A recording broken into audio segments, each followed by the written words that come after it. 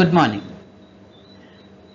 Today, in this lecture, we will take up William Blake's poem, London. This poem too appears in Blake's Songs of Experience, published in 1794.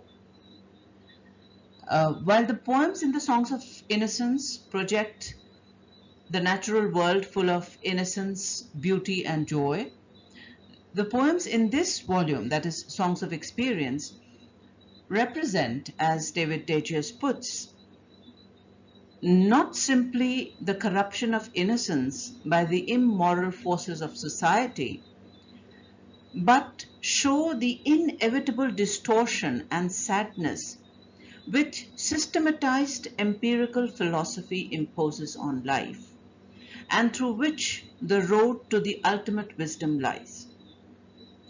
Songs of Experience, he further remarks, are clearly the product of disillusion, however temporary, and present an overwhelmingly sad picture of what man has made of man.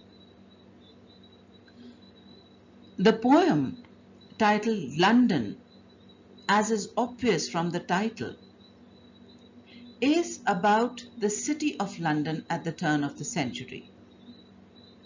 It is a disenchanting picture of urban space, unhappiness, poverty, cruelty, hypocrisy, corruption of political and ecclesiastical institutions, exploitation of the weak and the vulnerable in the city.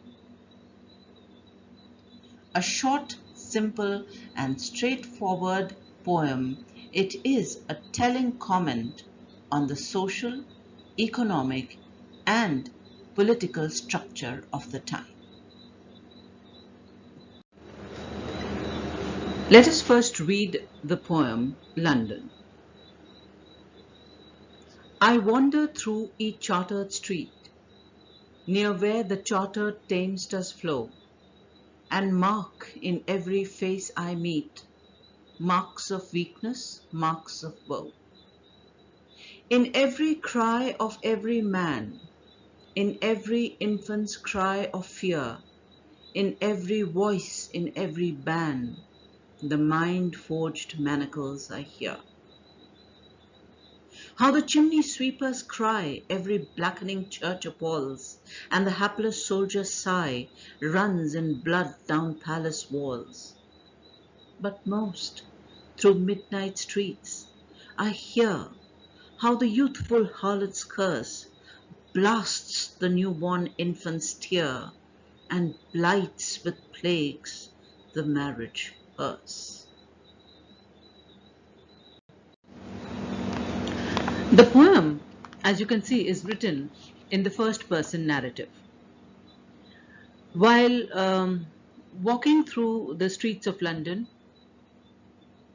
Blake observes and is saddened by a number of things, by the signs of misery, of poverty, exploitation, and corruption.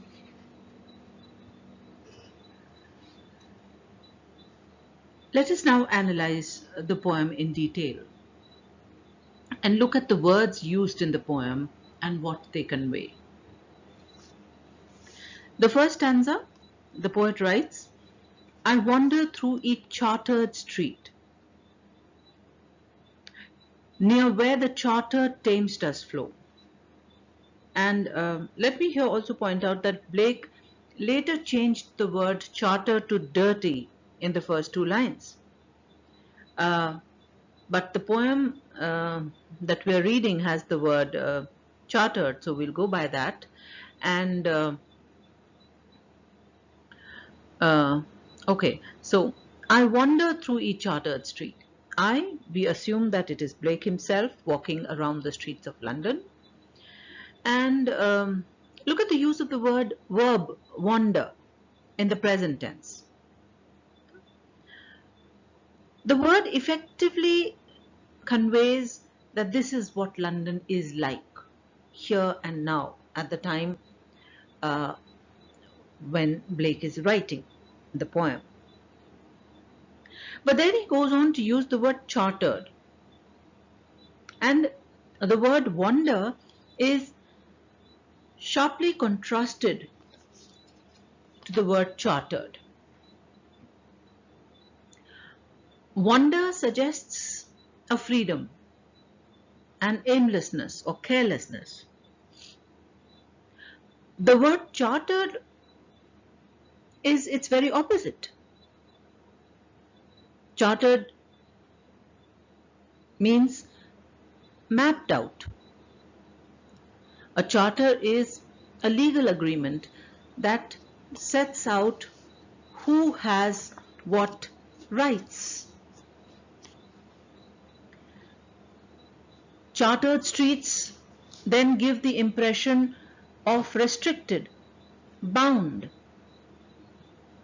That is, the streets and the river Thames is bound in, restricted, controlled by the wealthy and the powerful, and that the ordinary citizens have no or limited rights and access.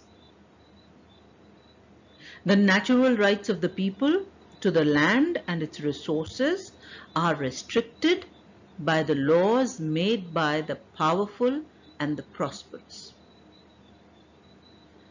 This was a huge issue in the industrialization of England, where peasants were ejected from the land as herding replaced farming in many areas, and people were forced into the cities to find work in restrictive, unnatural,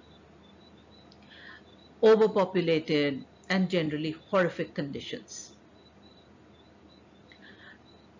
Blackened Walls later in the poem is also a reference to the marks of industrialization, to the dirt, to the soot of the London factories, blackening not only the walls of the buildings but also the lives of the people.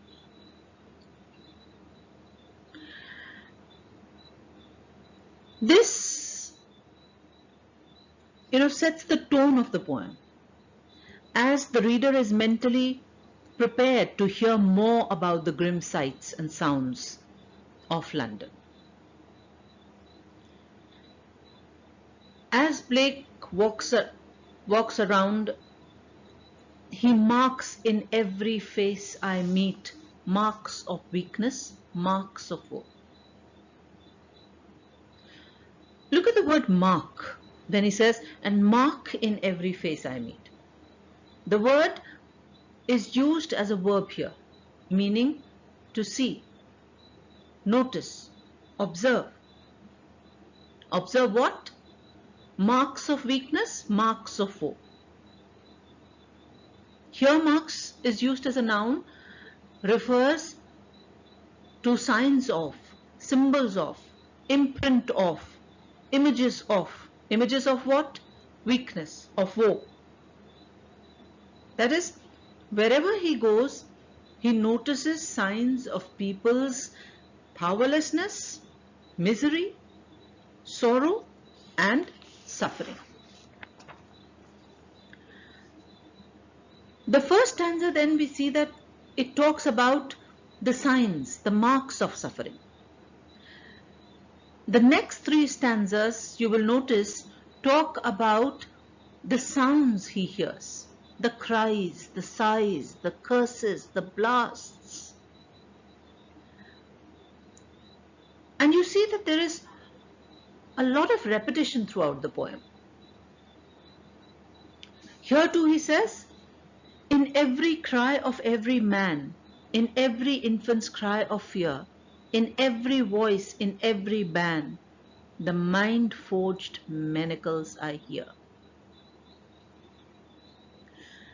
The repetitive use of every to emphasize that wherever he goes, he witnesses the same scene, the same picture without any exception.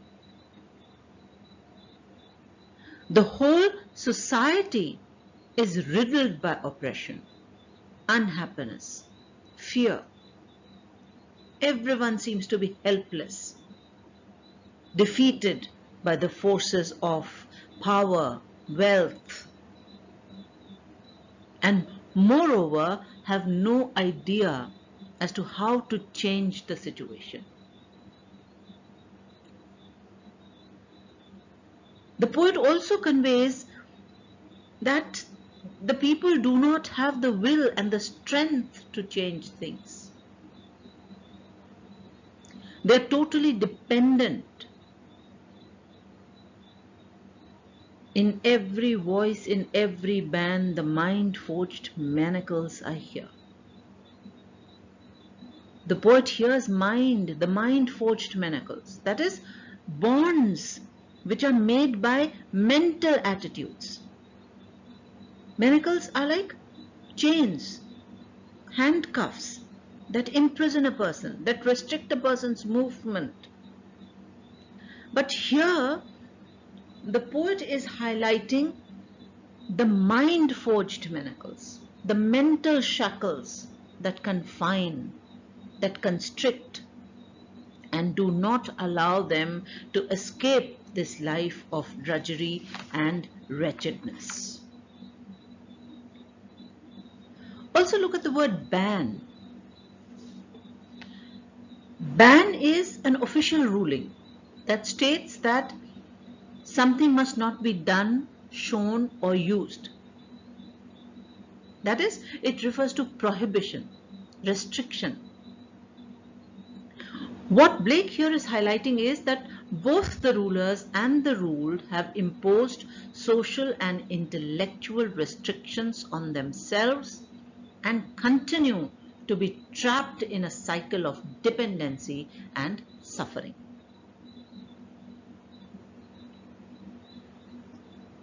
Let us move to the third stanza.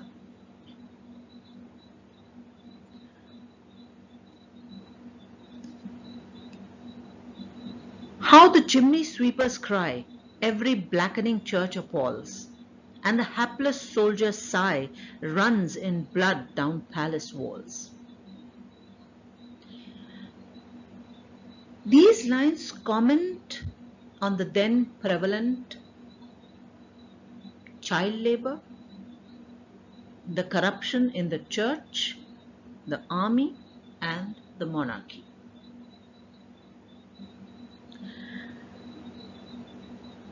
These lines refer first to how small children are made to work, quite often forced to work by parents who desperately need the money.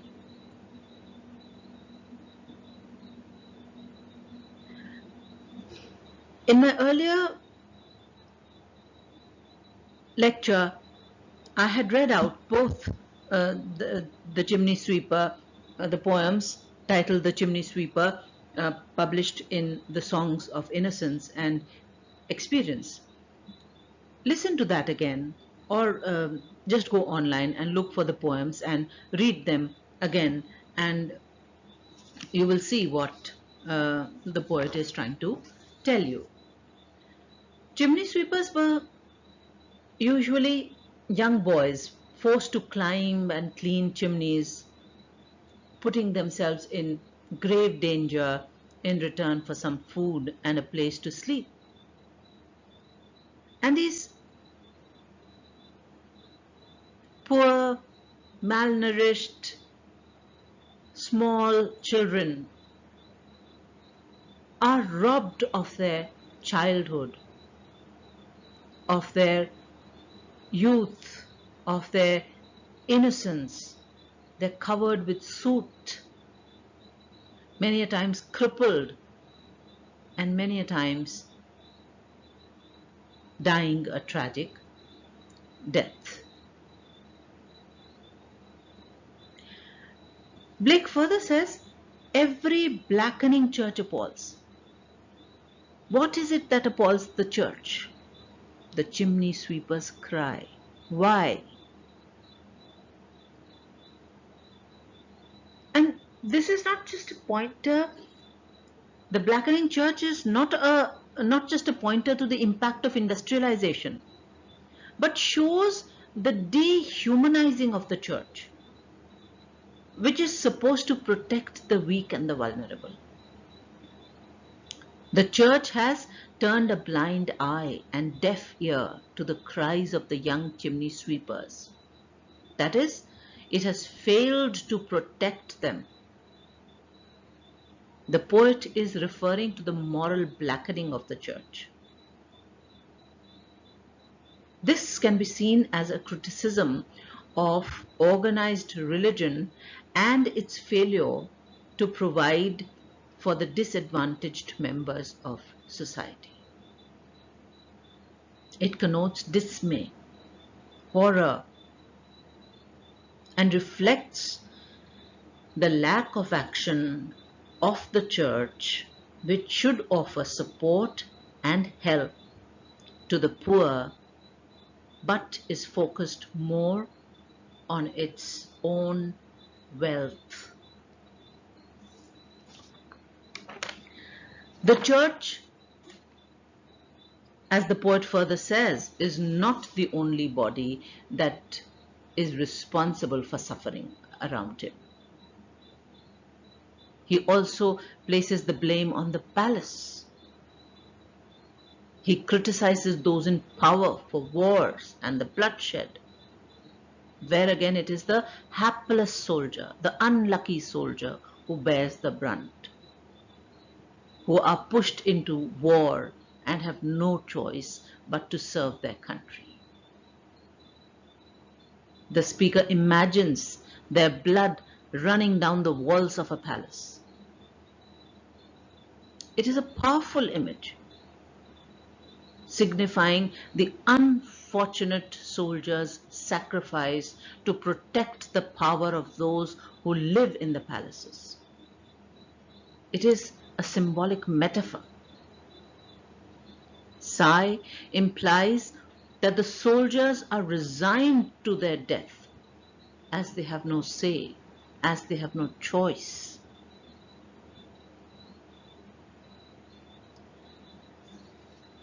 The fourth and the final stanza suggests that the most pervasive and frequently heard sounds on London streets is the sound of a young mother who is also a prostitute, cursing her newborn infants, crying and blighting with plagues the marriage hearse. The poet writes, "But most through midnight streets I hear how the youthful harlot's curse blasts the newborn infant's tear and blights with plagues the marriage hearse." Harlots is a slang for prostitutes or low-class women. Blake is corrupting the idea of childbirth with sexual exploitation and hate, curse. The newborn infant is born into a broken world. He is doomed to darkness from the very beginning. Those in power have chosen not to help these women, and therefore they've been left with no option but to turn to prostitution to survive. And the child is surrounded by cursing, so their innocence is lost. And a young woman could be cursing those in power, her life, or the unwanted child. And let me also tell you that at that time, child mortality rates were very high. The use of the oxymoron, marriage hearse, in the last line is very suggestive. Hearses are for funerals, not weddings. Hearse is a funeral car used to carry a coffin. To Blake, marriage should be a celebration of love and the beginning of new life. Here, however, it is combined with the word hearse, a vehicle associated with funerals, suggesting the sanctity of the marriage is destroyed as the marriage bed is corrupted by fatal disease.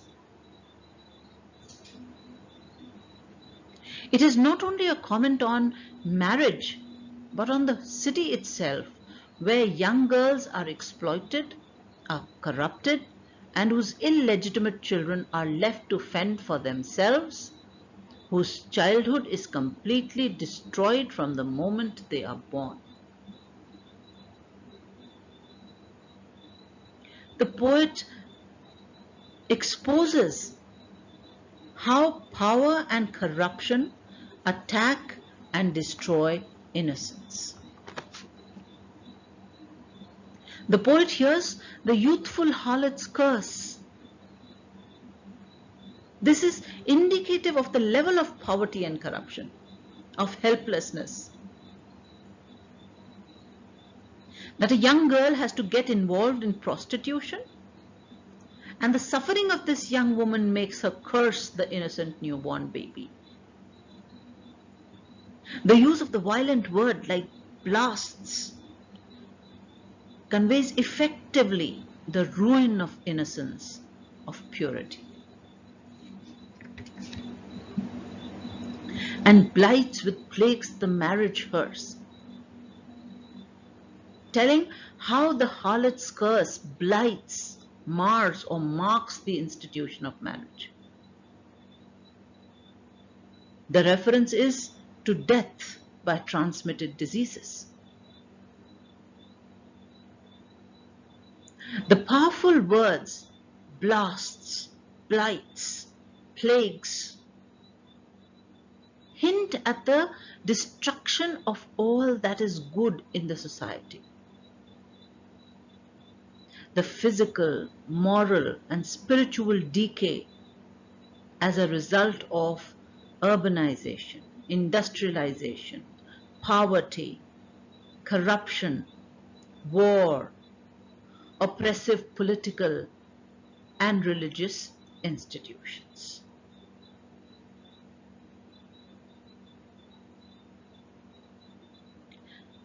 So the poem sums up the whole picture of the society of the time by describing the city of London and the miserable condition of the people there.